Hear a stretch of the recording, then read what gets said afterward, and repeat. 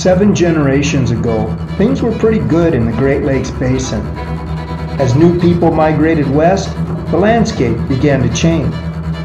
Settlements turned into towns, towns to cities, and as factories, mines, and larger farms appeared, old-growth forests disappeared. Today, the Great Lakes are dirtier and warmer, as industry and transportation demand a constant supply of energy.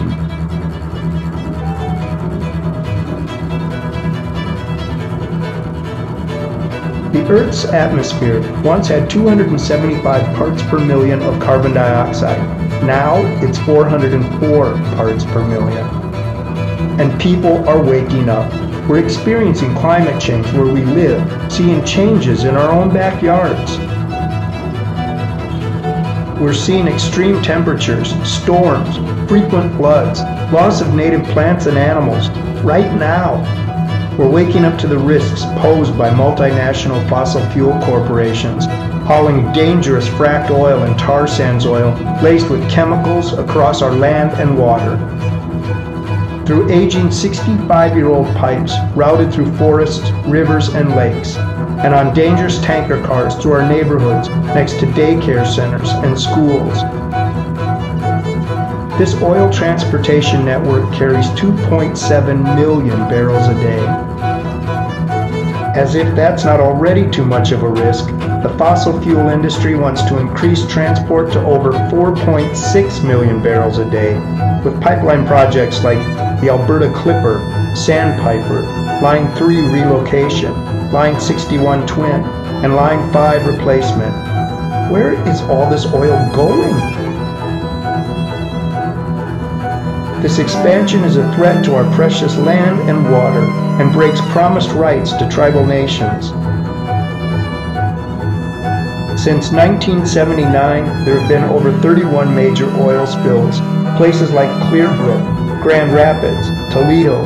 A spill near Kalamazoo in 2010 oozed over 1 million gallons of tar sands into its river. Now 35 miles of habitat is destroyed by this heavy tar that sinks and can only be removed by dredging the river bottom. 4 years and 10 months later, the cleanup is still not done. If we allow multinational fossil fuel cartels to expand their network, we will lose. The oil producers want to profit from every drop of oil they own through extreme oil extraction, but we have to leave 80% of the world's fossil fuels in the ground to prevent catastrophic climate change, to keep the Earth's temperature at a livable level. So we need to change how we make and use energy. If we do nothing, business as usual, we're on a track for disaster.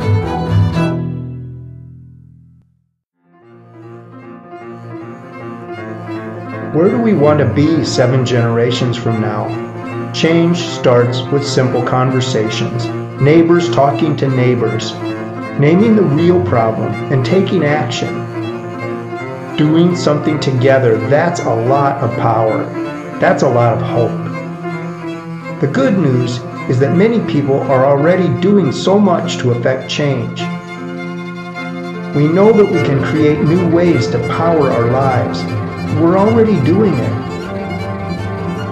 In 2014, over 9% of electricity worldwide came from renewable resources like wind and solar. And not only did it keep carbon dioxide out of the atmosphere, it created hundreds and thousands of jobs. And it's not just solar and wind driving this revolution. Every year, the movement is growing, which proves we can do this together. We are doing this together. Join the movement. Bring your energy to the rally and join us June 6th at the Minnesota State Capitol.